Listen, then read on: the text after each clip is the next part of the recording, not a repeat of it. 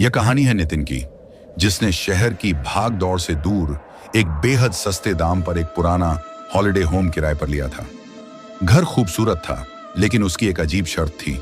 मकान मालिक ने चाबी देते वक्त साफ कहा था, ऊपरी मंजिल पर 3 कमरे हैं, तुम पहले 2 कमरे इस्तेमाल कर सकते हो, लेकिन तीसरे कमरे का दरवाजा हमेशा बंद रहना चाहिए, उसे कभी मत खोलना। नितिन ने हंसकर बात टाल दी। उसे लगा पुरानी हवेली है, शायद कबाड़ रखा होगा। पहली रात सब कुछ ठीक था, लेकिन रात के ठीक 2:14 पर नितिन की नींद खुलती है। सन्नाटे को चीरती हुई एक आवाज आ रही थी, जैसे कोई बहुत भारी चीज लकड़ी के फर्श पर घसीट रहा हो। नितिन उठकर कॉरिडोर में आया। आवाज ऊपरी मंजिल से आ रही थी। वो सीढ़ियां चढ़कर ऊपर गया। पहले दोनों कमरों के दरवाजे बंद थे, लेकिन जब उसकी नजर तीसरे कमरे पर पड़ी तो उसके पैर जम गए। मकान मालिक ने उसे से बंद रखने को कहा था, लेकिन उस कमरे का दरवाजा आधा खुला हुआ था। अंदर घोर अंधेरा था। नितिन को लगा शायद हवा से खुल गया होगा। उसने हिम्मत की, आगे बढ़ा और दरवाजे के हैंडल को पकड़कर उसे जोर से बंद कर दिया। दूसरी रात नितिन को डर था, इसलिए उसने सोने से पहले खुद जाकर चेक किया। तीसरे कमरे का दरवाजा कसकर बंद था, लेकिन ठीक 2:14 पर फिर से वही आवाज। इस बार सिर्फ घसीटने की नहीं, बल्कि किसी के जोर जोर से हंसने की आवाज थी। नितिन हाथ में टॉर्च लेकर ऊपर गया। उसका दिल जोर जोर से धड़क रहा था। जैसे ही वो ऊपर पहुंचा, तीसरे कमरे का दरवाजा फिर से पूरा खुला हुआ था। नितिन को गुस्सा आया। उसने चिल्लाकर कहा, कौन है अंदर? बाहर निकलो। कोई जवाब नहीं आया। नितिन ने टॉर्च की रोशनी कमरे के अंदर डाली।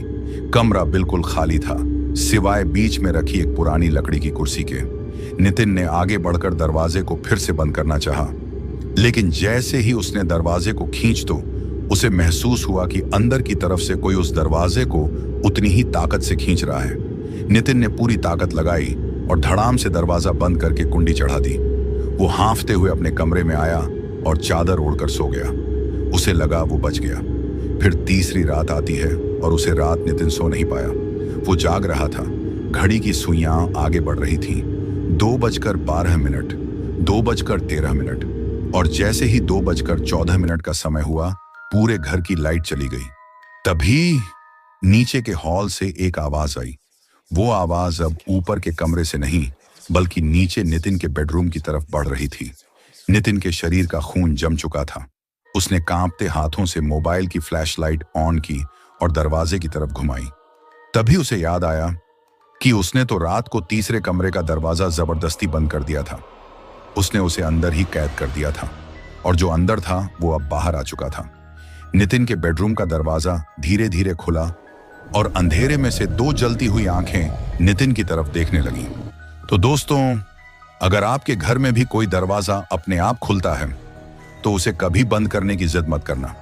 क्या पता वो अंदर आने के लिए नहीं, बल्कि बाहर जाने के लिए खुला हो।